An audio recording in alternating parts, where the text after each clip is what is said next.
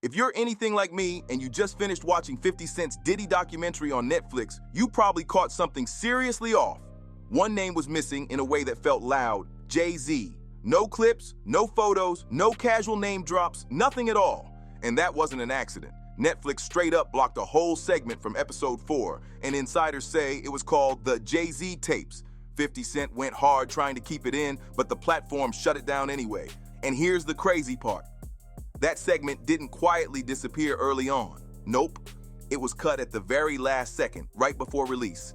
And now, I'm breaking down exactly what they didn't want anyone to see. I already know what's going through your head right now. How does some random YouTuber know what got sliced out of a massive Netflix documentary? Fair question, but trust me, this isn't guesswork. I've got real receipts. I've been tracking blind items tied to this documentary for months, watching the leaks stack up one by one. I even talked about how 50 Cent got into a huge clash with the producers because he wanted more control over the final cut. People brushed it off and said it was fake. Then, boom! Gene Deal came out in recent interviews and confirmed it was all true. So nah, this isn't me tossing random theories around. Even 50 Cent himself jumped on Instagram just days ago with a post that raised eyebrows everywhere. The caption? Yes, I have the footage. LOL. Go look it up yourself. When 50 says he's got footage and throws in that laughing emoji, that's not a joke. That's him letting the world know something big is being sat on. And everything I'm about to share is very real. Netflix made a clear choice not to show it to you, plain and simple. But before we get into the really crazy stuff that got cut, let me ask you something real quick. Did you notice how almost everyone else in that documentary caught some kind of heat? J-Lo was mentioned, Biggie's name came up, Cassie was front and center the whole time, but Jay-Z, completely gone. Not one clip, not one picture, not even a passing mention. That's not random at all. That's straight up damage control. When someone that powerful gets a total free pass while everyone around them is getting exposed, you've got to pause and ask, what are they trying so hard to protect? Because silence like that speaks loud. Things are about to get wild, so stay locked in. Now, before we break down what actually got cut, there's one key thing you need to understand, and don't stress. I'm not diving into long backstories or old timelines. I'm sticking to exactly what you came here for. Jay-Z and Diddy weren't just industry buddies who crossed paths at events. They were tight, like really tight. And this wasn't just about music deals or party photos. It went way deeper than that.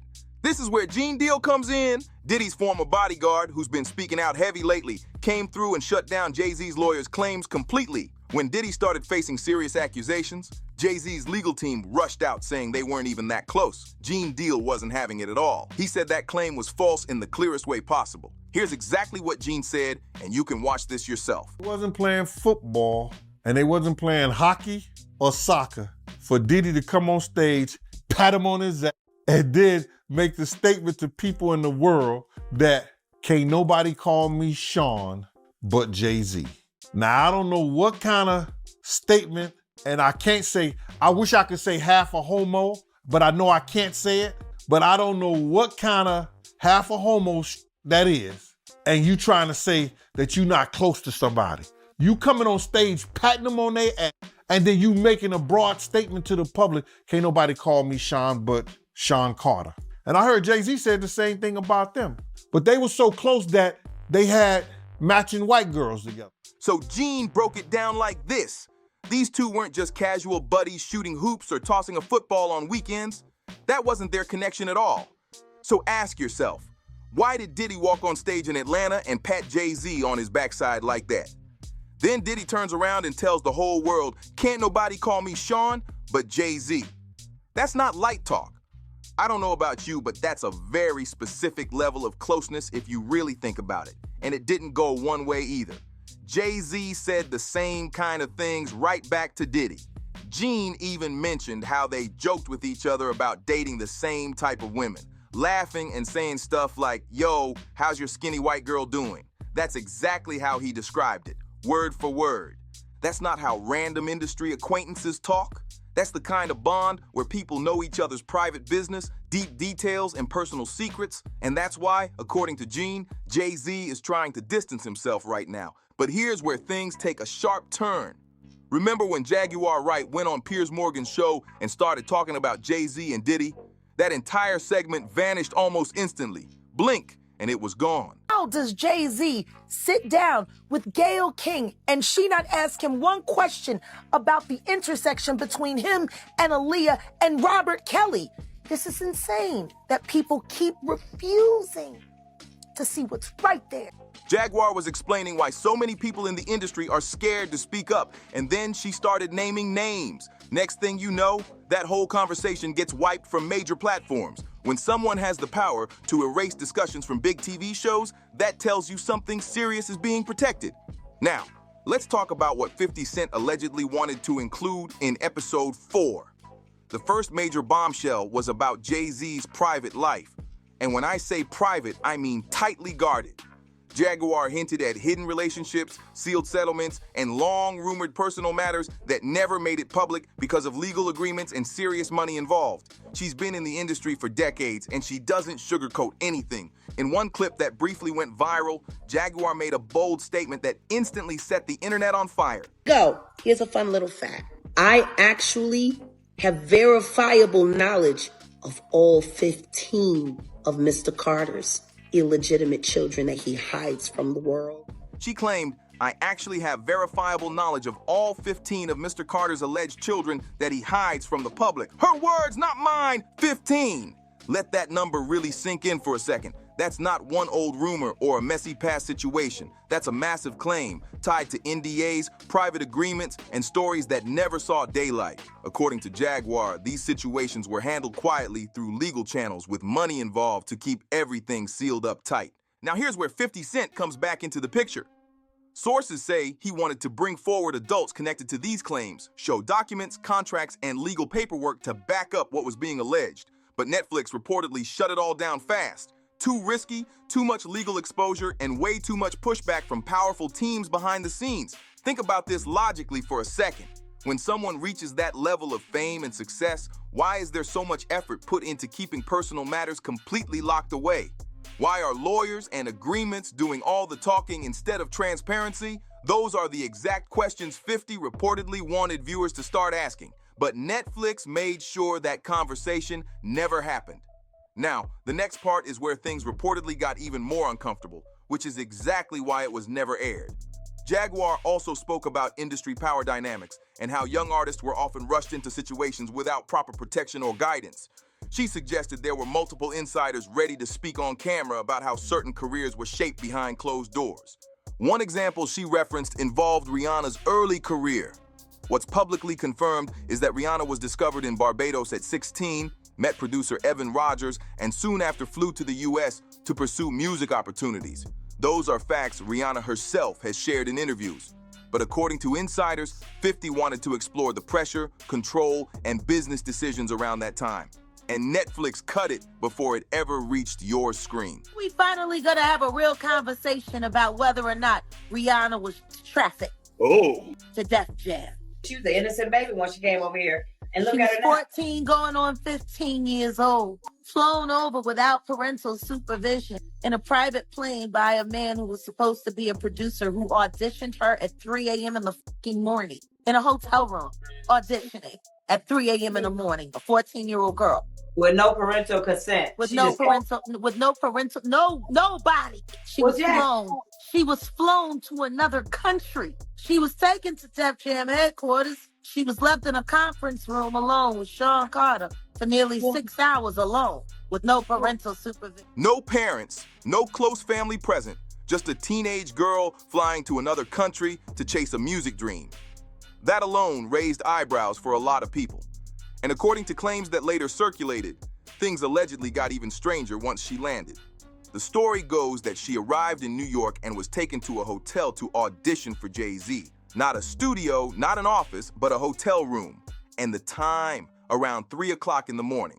Again, these are allegations being repeated by Jaguar Wright, but you can see why people questioned it. A late-night meeting like that, involving someone so young, doesn't sound like a typical business setup. Jaguar also alleged that Rihanna's father received a large payment, reportedly around $500,000, connected to early career decisions. That claim has never been proven, but it's one she has repeated publicly. She also questioned how travel arrangements were handled at the time, pointing out that Rihanna was still very young and new to the industry, which added more confusion and speculation to the situation. What is publicly known is that Rihanna eventually arrived at Def Jam headquarters and met with Jay-Z about a record deal. According to multiple interviews Rihanna herself has given over the years, that meeting lasted for hours, late into the night.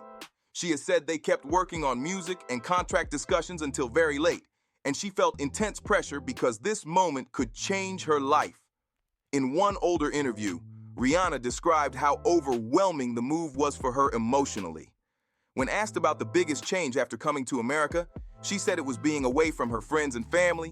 She explained that she had grown up surrounded by her mom and close friends for 17 years, then suddenly found herself in a huge city with nobody she really knew. All her family and friends were still back in Barbados, and being surrounded by strangers while navigating a massive industry was, in her own words, the hardest thing she had to cope with. Did you catch that part? She literally said she moved to a huge city and ended up living around strangers. That's her own words. So people started asking the obvious questions. Who were these strangers, and why wasn't there stronger protection around someone that young at such a massive turning point in her life? Now here's another detail that keeps coming up and never quite adds up. Right before Jay-Z officially signed Rihanna, he was heavily involved with developing another young singer at Def Jam named Tierra Mari. She was also 16 at the time. Extremely talented, already signed under L.A. Reid and getting serious attention from the label and Jay-Z himself. Then Rihanna enters the picture and almost overnight, everything changes. Tierra Mari gets dropped from the label, her momentum disappears, and her career stalls out completely. Meanwhile, Rihanna's career skyrockets at record speed. That contrast alone made a lot of people in the industry pause and look twice. Over the years, rumors started circulating that Tierra Mari later became connected to legal claims tied to experiences from her teenage years. Those claims are still discussed carefully, but they added to a growing pattern people couldn't ignore. Young female artists, powerful executives, and careers that seem to hinge on staying quiet. And here's one more thing fans have always found strange. Rihanna and Beyoncé have never released a collaboration. Not once. Same label, same level of fame, global superstars, yet they don't even appear together publicly very often. For many, that silence has always raised eyebrows. Some fans believe Rihanna tried to express her truth through art. Her 2016 album Anti features cover art showing a child with a crown covering her eyes, symbolizing innocence, blindness, and vulnerability. To many listeners, it felt like a quiet message about not being able to fully see or control what's happening around you at such a young age. Jaguar Wright has called this a quiet cry for help. She says the album Anti wasn't just a title, it was a statement. Like Rihanna was pushing back against everything that happened to her, but nobody really stopped to listen. We were too busy dancing, streaming, and moving on, while the deeper meaning flew right past most people.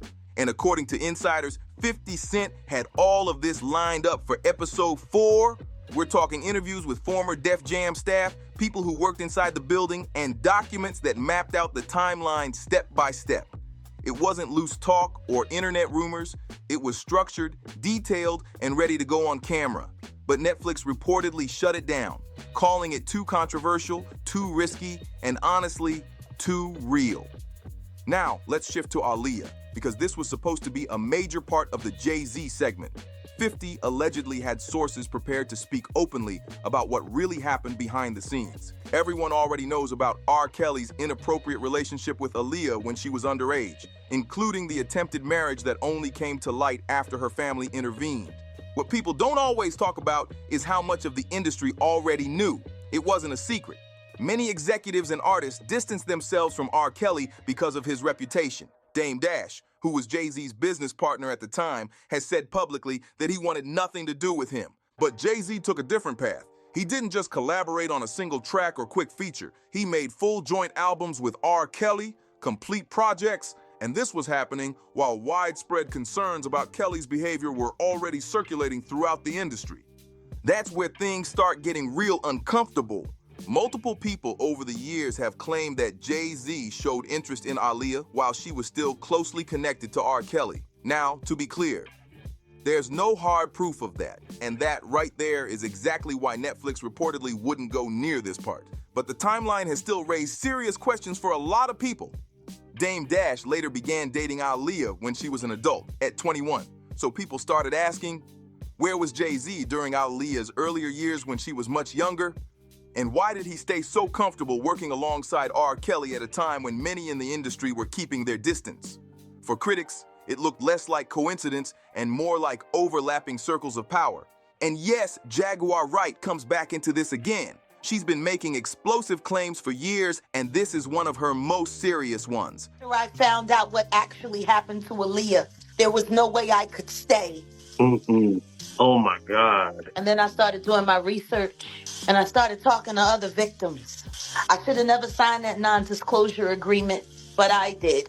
I took the blood oath, and so did my first husband.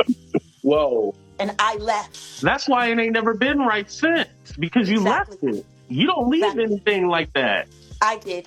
And he was paid to be my husband so no one would know who I was really involved with. Jaguar has said she was forced to sign an NDA, which she dramatically described as a blood oath, to stay silent about what she witnessed in the industry. She also claimed her ex-husband was financially supported to act as her public partner while other things happened behind the scenes. Jaguar has said that learning more about what Aaliyah experienced was a turning point for her, the moment she decided she couldn't stay quiet anymore. Now, nobody knows exactly what she means when she says what really happened, and it's important to be careful here. What we do know is that Aaliyah tragically died in a plane crash in 2001. Officially, it was ruled an accident. Over the years, conspiracy theories have popped up, but there is no proof supporting claims of foul play. What is widely acknowledged, though, is that Aaliyah was growing, gaining independence, and starting to make her own choices in the industry. According to insiders, 50 Cent wanted Episode 4 to explore these patterns, not to accuse anyone of crimes, but to highlight how young artists were often controlled, pressured, and silenced when they tried to step outside the system. Things started getting way too complicated, and Netflix wanted no parts of it. Too many legal landmines, too many powerful names, and too many people who could make life very difficult behind the scenes. So instead of pushing forward, they cut the whole thing clean out. Now here's something that should seriously bother you. There are certain figures in the entertainment industry who can sit on major TV shows, face top journalists, and somehow never get asked the real questions. And the moment someone does ask those questions, that footage mysteriously disappears. We've seen this happen before. Jaguar Wright went on Piers Morgan's show and started talking openly. She named names, Jay-Z, Diddy, Beyonce, and spoke about industry abuse, trafficking allegations, and even suspicious deaths. Piers Morgan, who's known for pressing guests hard, let her talk. The interview aired. Clips spread fast online, and then suddenly, that segment was gone from official platforms. That's a scary level of influence. The power to erase conversations like they never happened, not just buried, but wiped from the public record. Now let's talk about Kathy White, because a lot of people don't even know her name, and that alone raises eyebrows. According to long-standing rumors and online reports, Kathy White was allegedly involved in a private relationship with Jay-Z. Some sources even claim she was pregnant at the time of her death in 2011. Her death was officially ruled a brain aneurysm, sudden and natural. But here's why people keep questioning it. Aneurysms leave very little evidence behind, and there's often no clear warning. That uncertainty has fueled years of speculation, especially since information about her seems incredibly hard to find. To be clear, there is no proof of wrongdoing, and these claims remain unverified. But the pattern people point to is control. Control over narratives, control over media, and control over what stories get told and which ones vanish. And that's exactly the kind of conversation Netflix decided was too dangerous to touch. Years later, there's no real way to fully investigate something like that. And that's exactly why people call it the perfect cover. Jaguar Wright has made some of her most explosive claims when it comes to Kathy White, and she keeps circling back to one key idea: leverage. Think about it for a second. Last question. I asked you to do this earlier, but I just want you to do it even more, go detailed. What do you predict will happen next in the future? You know, it's like you see it before it happens. Kathy White's true killer is going to be unveiled, and it's not a man. And that woman died screaming. Anything else? Yeah, Show him the tape, Diddy. You got it. Oh, man, That might buy you a little time. You should probably stop looking for plastic surgeons. man. Looking for a new life, new face. We're going to hang you high. Jay-Z too. Beyonce too. And we're going to round up all the fans. See, I love a good gay man. I just can't stand him. And that's what it is. With that being You said, want to know what's going to happen next? Yeah. I'm about to up America. If Diddy truly had footage or information connected to someone close to Jay-Z, that would mean leverage at the highest level. And leverage like that changes everything. It would explain why certain alliances never fully break, even when public scandals explode everywhere. According to Jaguar, it wouldn't just be about one person either. She's hinted that there's a long list of people connected to Jay-Z and Beyonce whose careers mysteriously collapsed or whose lives ended under questionable circumstances. These are claims, not proven facts, but the pattern she points to has kept people talking for years. Now let's talk about Kimberly Thompson. She was Beyonce's drummer and later went to court seeking a restraining order. Her filing included claims that shocked everyone. Allegations involving manipulation, control, and practices she described as extreme and disturbing.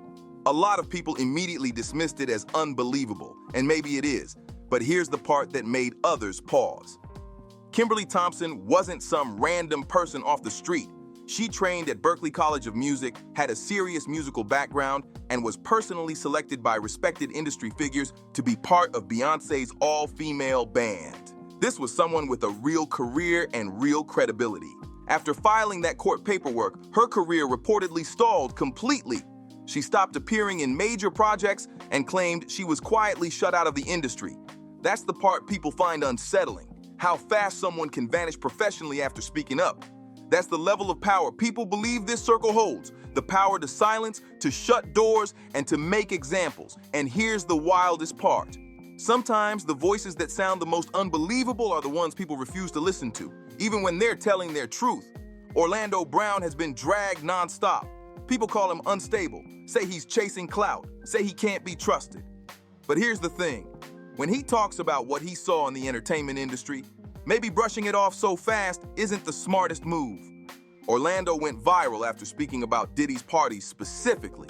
He described something that made a lot of people do a double take. A massive bed, allegedly over 50 feet long, set up in Diddy's backyard. You can still find the clip yourself. About it before. It's a 50-foot bed under the moonlight in his backyard. And he'd be like, I'm not going nowhere today.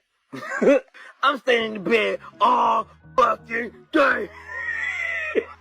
I got Rihanna in the bed, Jay-Z in the bed. I got everybody in the motherfucking bed. I'm God now. That's what he said. He talked about these late-night gatherings happening out in the open, under the moonlight, with people coming and going for hours.